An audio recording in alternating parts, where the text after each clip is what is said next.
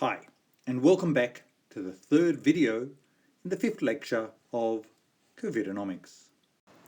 Before we took a detour in the last video, we were looking at this game tree for the government as given here. In this game tree, nature moves first back in February and March, and either we're in a high death scenario or a low death scenario. If we're in a high death scenario, then the government wants to choose a hard lockdown, HLD, rather than a soft lockdown.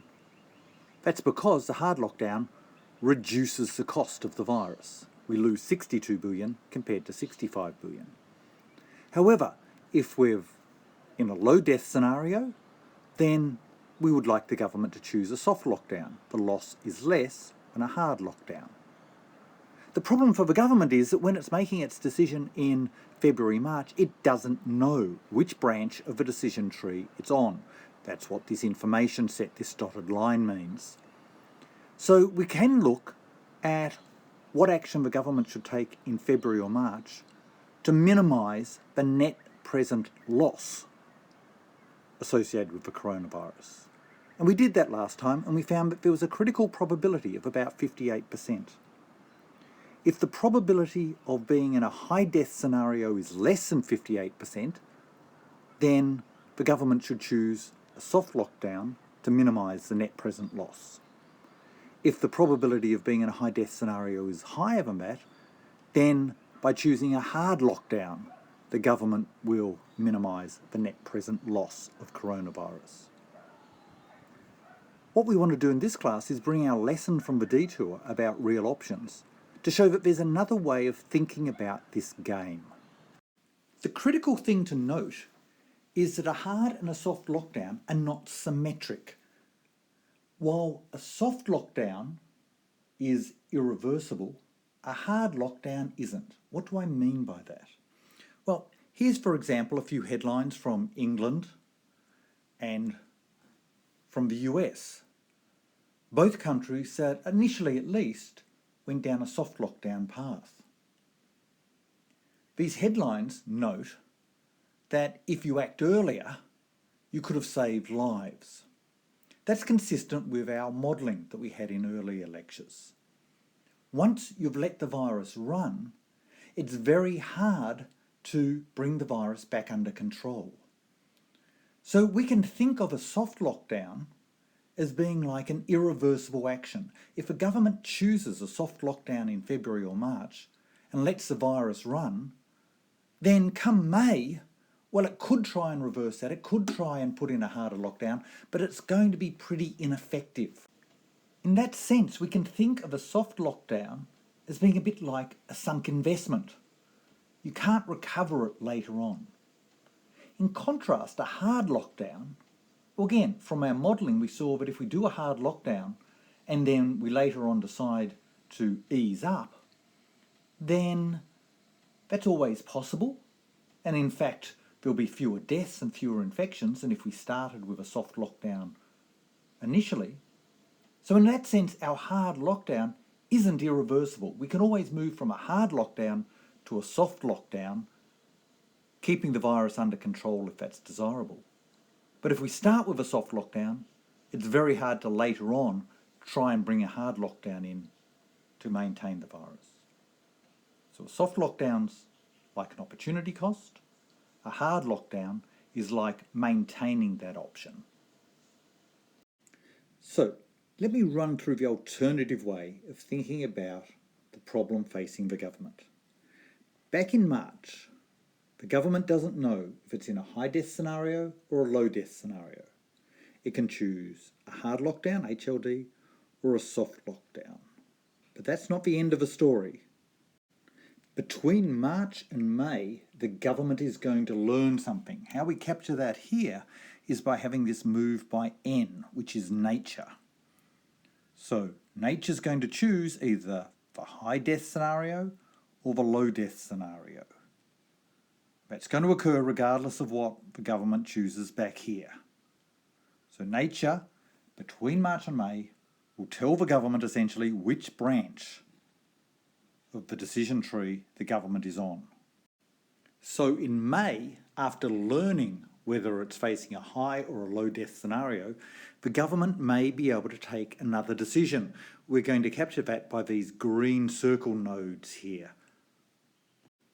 If the government chose the soft lockdown in March, then it really faces a trivial choice in May. The soft lockdown can't be reversed. It's an irreversible process. Can't really put a hard lockdown in once it's let the virus get control in the community. So the government has a trivial decision. Come May, regardless of whether it's in a high or a low death scenario, the government can only continue the soft lockdown. In contrast, if the government in March chose a hard lockdown, it now has the ability to change its mind in May. So, in May, the government has a real choice: continue the hard lockdown or switch to a soft lockdown. And it can do that on each branch in this game tree. Two more things we need to solve this game tree. The first is to note that in March, the probability of being in a high death scenario is P, so that's the same as before. Second thing we obviously need is some payoffs on here. So here we've just added the full payoffs from a previous game tree. If the government does a hard lockdown and continues that hard lockdown and it's in a high death scenario, the loss is 62 billion. If the government does that hard lockdown all the way through, but we're in a low death scenario, then we know the loss is minus 60.2 billion. What about if the government chooses a soft lockdown? Well, we know that if the government chooses a soft lockdown and we're actually in a high death scenario, the loss is 65 billion. If it chooses a soft lockdown and we're in a low death scenario, the loss is 56.1 billion. But we haven't actually come up with any numbers in here. So let's think what those numbers should be. Let's think about the situation where the government has gone into a hard lockdown. It's a high death scenario, but the government then changes its mind and moves to a soft lockdown. We know that that's going to increase the number of deaths. And so we'd expect that, whilst it may lead to some economic saving, to still lead to an overall loss of more than that 62 billion. It's not going to be as bad as if we did a soft lockdown all the way through, so it's going to be somewhere between 62 and 65 billion. Let's say a loss of 64 billion. What about if the government chooses a hard lockdown initially, but we're actually in a low death scenario, so the government changes its mind in May and introduces a soft lockdown? Well, that's going to lead to a loss that's bigger than if it did a soft lockdown all the way through. So it's going to be a bigger loss than 56.1 billion, because what's going to happen here is there's going to be a bit of economic cost associated with that initial hard lockdown. So that might be another $1 billion. So let's say that's a loss of 57.1 billion. So now we can start solving our game in the usual way by working backwards through the game tree. Well, first notice that the government actually doesn't have any real choice down here in May, so there is no actions that we need to consider down there. The government just has to continue with the soft lockdown. So the first thing we need to do is consider what's going to happen up here when the government does have a real choice in May. Let's start off with the situation where the government's chosen a hard lockdown. Nature shows we're in a high death scenario, so we're up in this decision node here. What should the government do? Well, it's pretty clear. The government is either going to choose a hard lockdown and lose 62 billion, or shift to a soft lockdown and lose 64 billion. Well, 62 is less of a loss than 64, so we would expect the government to choose to continue the hard lockdown. What about if the government has chosen a hard lockdown in March, but nature has chosen the low death scenario? What will the government do in May? Well, now the government is trading off these two losses, minus 60.2 billion or minus 57.1 billion. Minus 57.1 is the smaller loss, so that our prediction is that in this situation the government will change its strategy in May and move to a soft lockdown and lose minus 57.1 billion. And now the rest of it's actually pretty simple. We know that if the government chooses a hard lockdown in March, then with probability P, we will lose 62 billion, and with probability 1 minus P, we'll lose 57.1 billion. The critical thing to note is that when we lose the 57.1 billion, it's because the government has changed strategy in May. In contrast, if a government chooses a soft lockdown in March, that's locked in. Probability P, we lose 65 billion. Probability 1 minus P, we lose 56.1 billion. So we can now work out the critical probability as to when we want to be hard lockdown or soft lockdown. So we've just written down our loss with a hard lockdown, as seen from March, in terms of this equation here. Similarly, if the government chooses a soft lockdown in March, here's our expected loss. So we prefer to have a hard lockdown in March if the probability of the high death scenario is above 0.25 or 25% or 1/4, whichever way you like to describe this fraction.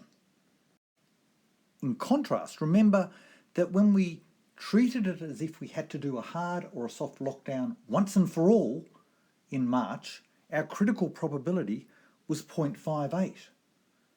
0.25 is a lot lower, clearly, than 0.58. What this means is that it's critically important to recognise when you have a real option or when you're making an irreversible commitment. And that applies not just in financial markets, not just applies to physical investments, it applies to government policy as well. The hard lockdown is more desirable here than you might think back in March because it is reversible, unlike the soft lockdown. And indeed, the lesson from this is that our numbers here, the critical probabilities, can be very different. Let's take a simple example. Suppose back in March, the government really has no clue if it's in a high or a low death scenario. So, let's say it thinks P is about 50%. Well, in that situation, if it didn't realise the flexibility, the real option value associated with a hard lockdown, if it just thought, look, we've got to choose a hard or a soft lockdown now, that's it would be focusing on the wrong probability. And indeed, in our example, it would choose a soft lockdown. Even though, if it recognised the real option value of a hard lockdown, it would be better for society to actually choose that hard lockdown in March. And I think that is where some of the debate and the criticism of hard lockdown back in March goes wrong. It's being criticised because people aren't recognising the real option value. Indeed, some people were saying, look, the death rate's not as high as we thought it was going to be back in March. What a mistake we made back in March by going for a high lockdown. What we've shown here is that in fact that hard lockdown was probably still optimal. Unless we really thought that a high death scenario was really low chance event back in March, and I don't think anyone really thought that. Unless we had that probability P completely wrong, then the hard lockdown, even though in hindsight we could have got away with a soft lockdown, the hard lockdown was still the optimal policy in March because it bought us time. It gave us that option while we found out more about the virus. Notice though that that's very different from saying once we've learned about the virus and we have, say, a second wave, should we reinstitute a hard lockdown? That's actually a very different question because we're making that when we've got a lot more information. Finally, before we go, here's a reference if you're looking for more information on real options. It's by Bob Pindyke, and he's one of the founders, really, the classic researchers in this area. Sunk costs, real options in antitrust. It's an NBER working paper available on the internet.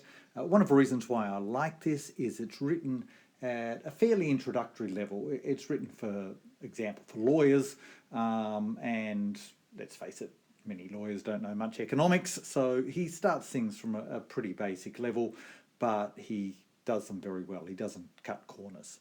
So I suggest that for your reading. Talk to you next time.